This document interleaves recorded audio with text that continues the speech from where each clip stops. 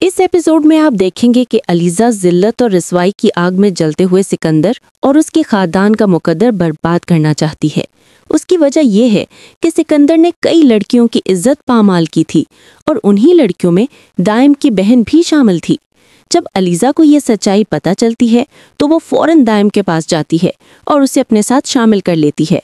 दाइम भी अलीज़ा की बातों में आकर सिकंदर से बदला लेने के लिए तैयार हो जाता है। दाइम सिकंदर जैसा ही जुल्म करने का फैसला करता है और वो सिकंदर की बहन के साथ वैसा ही करता है जैसा सिकंदर ने बाकी लड़कियों के साथ किया था।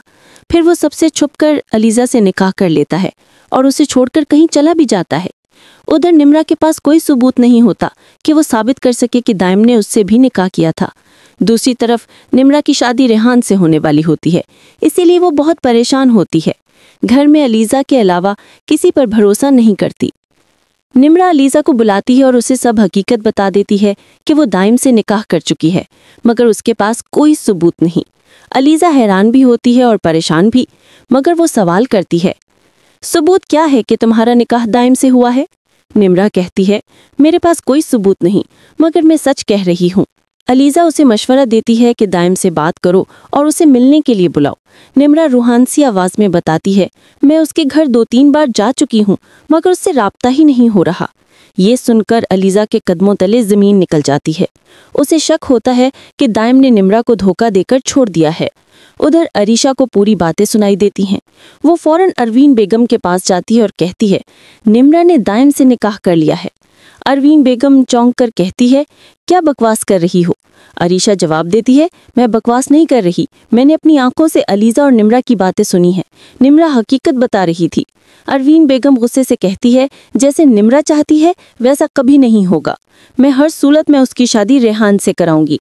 निम्रा जानती थी कि वो पहले ही रेहान से इनकार कर चुकी थी, इसीलिए वो अपनी माँ के पास जाती है और सब बताती है कि मैं दाइम से निकाह कर चुकी हूँ, इसीलिए रेहान से शादी नहीं कर सकती। मगर अरवीन बेगम पहले ही सच जान चुकी होती है। वो तेज लहजे में कहती है, तुम्हारे पास कोई सबूत नहीं, मैं तुम्हारी बातों में नहीं आऊंगी। कल हर सूरत तुम्हारी शादी रेहान से होगी। शादी का दिन आ जाता है, सब बहुत खुश होते हैं, लेकिन निम्रा अंदर से टूटी हुई और शदीद परेशान होती है। अलीज़ा खामोश नहीं रहती। वो जानबूझकर ये बात रेहान और फायजा तक भी पहुंचा देती है कि निम्रा ने चुपके से पहले शादी की हुई है और अरवीन बेगम जबरदस्ती दोबारा निकाह करवा रही है।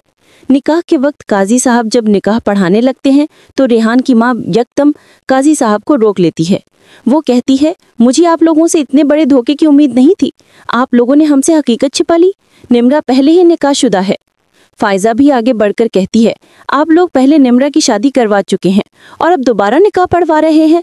हमें तो बताना चाहिए था कि निम्रा शादीशुदा है, उसकी तलाक भी नहीं हुई और आप जबरदस्ती दूसरा निकाह पढ़वा रहे हैं।